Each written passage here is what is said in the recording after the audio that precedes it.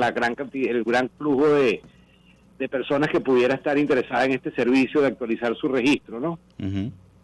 Y bueno, finalmente pues está el tema de que por la gran cantidad de personas que han emigrado desde las últimas elecciones presidenciales, pues hay que, digamos, hacer como una especie de reingeniería del proceso tanto de registro como de votación de los venezolanos en el exterior, y eso pues le corresponde al CNE hacerlo, y bueno, a la Cancillería también implementarlo en función de cuáles sean los pasos en que se requiera una visita presencial del venezolano para registrarse. Hablamos de el voto en el extranjero, pero también hay unas barreras en cuanto al registro electoral aquí en el país. ¿Cómo podemos empezar a hablar del registro en el exterior si todavía ni siquiera tenemos las condiciones dadas para hablar del registro electoral permanente en el país? ¿Qué ha pasado y cómo hemos avanzado en eso? Es interesante que menciones ese tema, porque si bien en el exterior hay muchísimos venezolanos que no están habilitados para votar porque no están inscritos para votar fuera, uh-huh.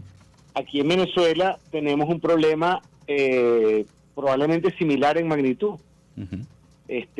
A finales del año 2021 había aproximadamente 2 millones de jóvenes menores a 25 años no inscritos en el registro electoral.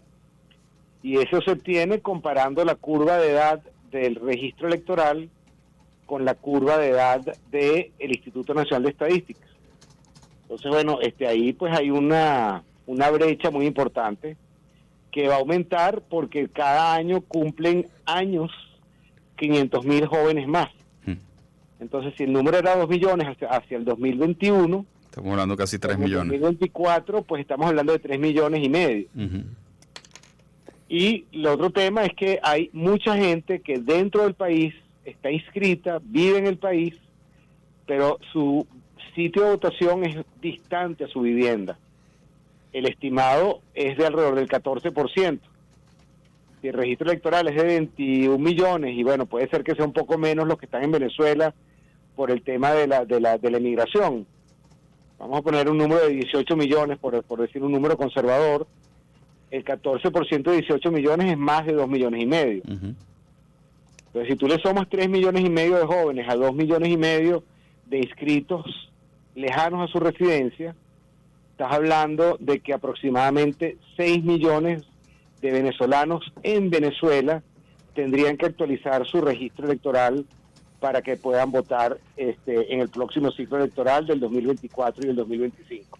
Si a esos 6 millones le sumas los 6 millones y medio de venezolanos en el extranjero que tenemos registros según las Naciones Unidas, estamos hablando de casi, por poner un cálculo pues muy conservador, y quitando los menores que puedan ganar esos 6.5 millones de venezolanos en el extranjero, de aproximadamente 10 millones de personas.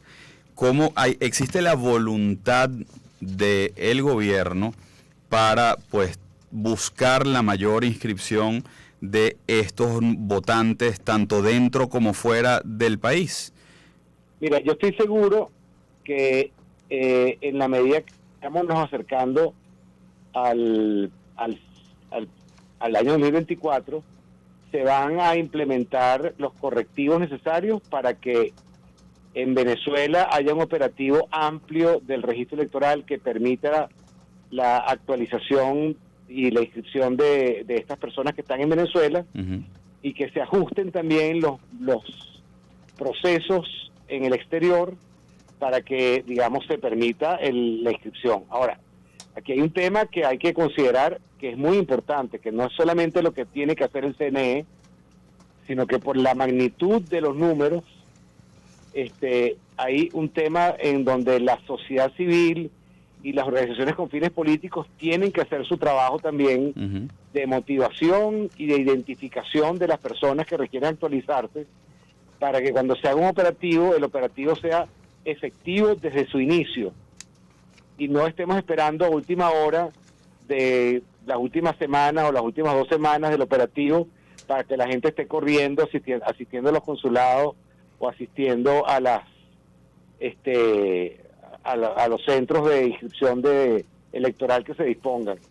Entonces es fundamental que la sociedad tenga presente que hay un número muy importante de venezolanos dentro y fuera del país que no pueden votar en este momento, y que la primera tarea es identificarlos, saber dónde están, para poder movilizarlos en el momento que haya un operativo.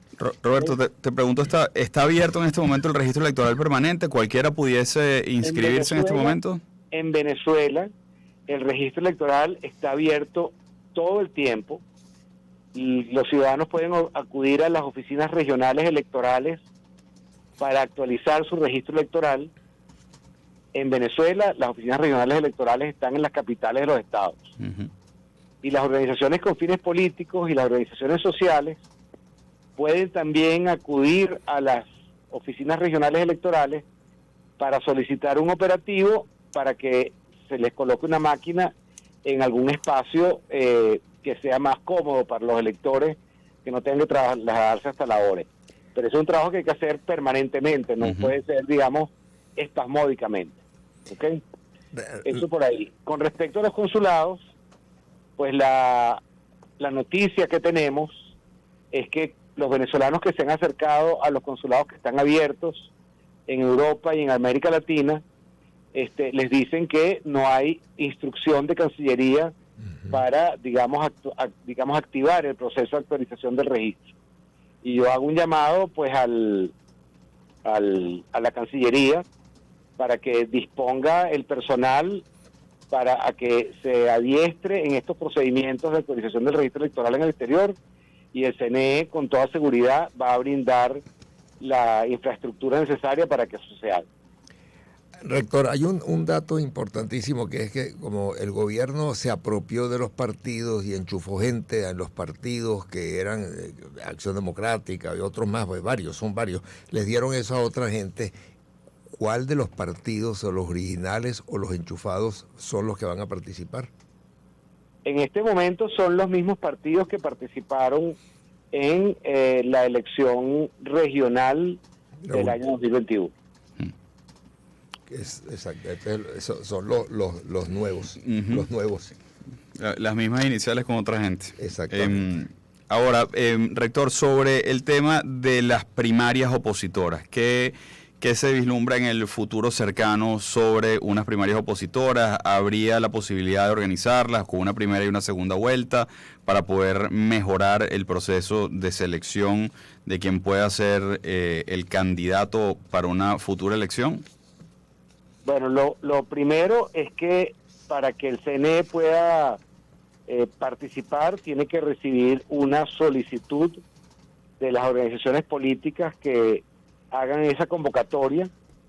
Esa solicitud tiene que establecer, mira, cuál es la comisión de primarias que va a regir el proceso, ¿verdad? Y a partir de ese momento, el CNE establece una comunicación técnica con esa comisión de primarias, donde se discuten el diseño de la elección, ¿ok? Ese diseño le corresponde completamente a la comisión de primarias de las organizaciones políticas convocantes. Por ejemplo, en el caso más reciente, del año pasado, el PSUV realizó unas elecciones primarias en donde pues había una lista de cargos donde las postuladas eran solamente mujeres, y otra lista de cargos donde los postulados eran solamente hombres, ¿verdad? Y eso era a fines de generar unos liderazgos que pudieran establecer la paridad en las listas de asambleas legislativas, asambleas regionales, y que las alcaldesas y los alcaldes y gobernadores pues también estuvieran equilibrados. Ahora, eso fue una referencia para el PSUV, porque digamos el CNE no dio los resultados de esa primaria, y el PSUV, en función de esos resultados, determinó los candidatos que no necesariamente fueron los que resultaron electos, favorecidos con la mayor cantidad de votos en cada caso.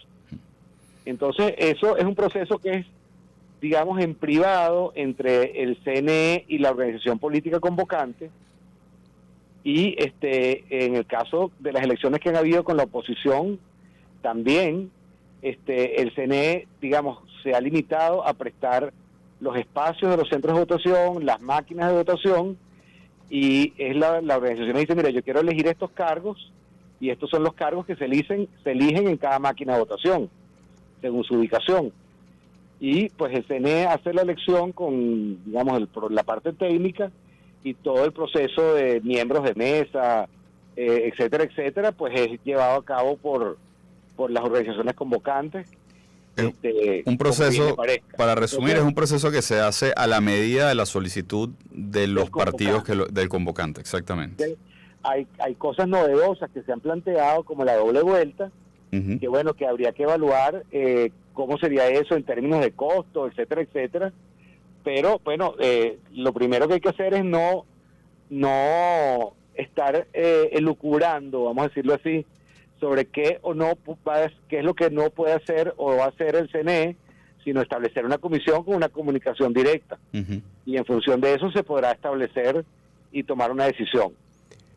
Rector, le iba a leer, el padre Virtuoso, rector de la Católica, dijo que el 75% de los venezolanos quiere votar en presidenciales. El rector de Lucaba aseguró que en su misión pastoral y su labor en pro de la democracia percibe que la gente del barrio quiere un cambio porque es la que más sufre, y advierte que es necesaria la movilización social en ese sentido, y celebró por igual la perspectiva de reanudar negociaciones en México como las posibles primarias opositoras para definir un candidato de la unidad. Su parecer en cuanto a este concepto emitido por el padre Virtuoso. Bueno, en cuanto a la participación en presidenciales, tradicionalmente la elección presidencial es la que más convoca por la naturaleza de la política en nuestro país.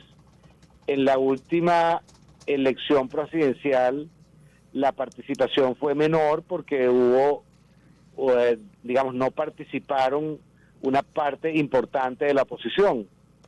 Y entonces la elección contó con una participación de aproximadamente el 50% del registro electoral para ese momento, en el 2018.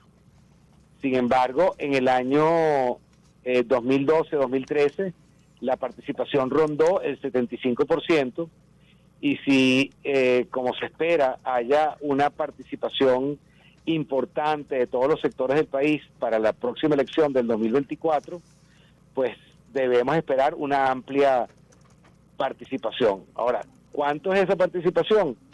Si el registro electoral es de 21 millones, el 75% de eso estaría en aproximadamente unos 16 millones, que es posible en la medida que se actualice el registro electoral. Bueno, gracias, lo cual es muy importante. Rector, gracias, rector. Muchas gracias. La mejor manera de enterarse de todo esto, rector, sigue siendo siguiéndolo usted en Twitter, ¿no? Bueno, sí. Sin embargo, les debo decir que en función de lo que comentaban de las negociaciones en México y del proceso de definición de una agenda interna del CNE, es complicado adelantar cosas en este momento, claro, porque uno no puede, si está tratando de definir una agenda en conjunto con otros factores, uno no puede adelantar lo que uno quisiera en la opinión pública. Es así, es. Pues, entendemos perfectamente. Pueden seguir al rector Roberto Picón en @rpiconh. Ahí van a poder estar conectados con toda la información que va generando en tiempo real. Es la mejor manera, verdad, que mantenerse al día con lo que está pasando dentro del CNE a través de las cuentas directas del rector. Gracias, rector. Muchas gracias, un abrazo y gracias por su tiempo. Vamos con una noticia importante. Noticia ahorita, esto en La Nación Argentina, la Fiscalía avaló la incautación del avión sospechoso que pidió Estados Unidos, lo propuso la fiscal federal Cecilia Incardona al juez Federico Villena.